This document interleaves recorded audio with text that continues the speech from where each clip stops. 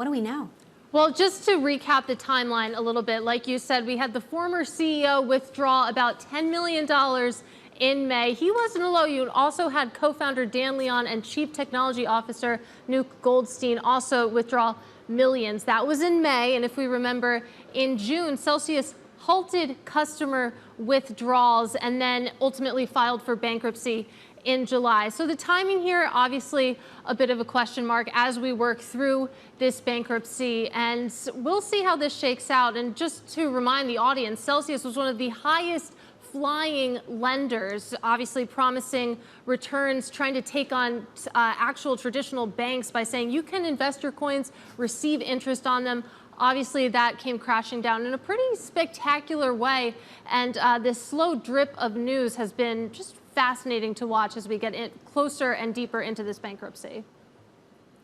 So it's hard to believe anything could be more exciting or volatile in terms of news than crypto markets, but Elon Musk and Twitter have given us just that. That said, there is still action in crypto markets. I know you've been watching Bitcoin and how it's been related to the market rally or not. What trends are you pulling out?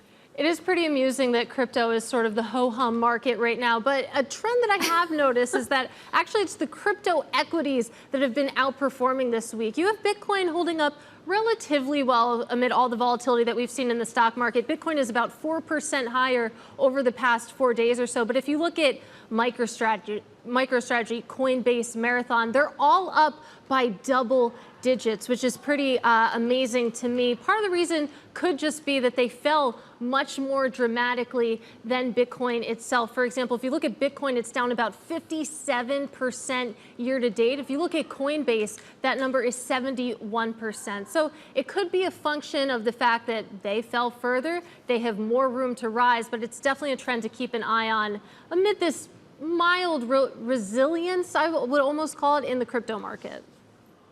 So what are you going to be watching in the U.S. overnight? Can I shamelessly plug something?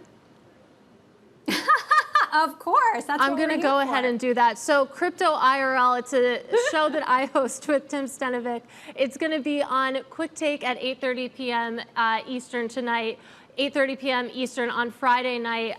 We're going to dig into, after this amazing drawdown that we've seen, Bitcoin down 57% this year alone, who's going to lead the rebuild, who's going to be the winner, who's going to be the loser, and whether that's going to be sort of the crypto native companies or whether we're going to see traditional finance come in here.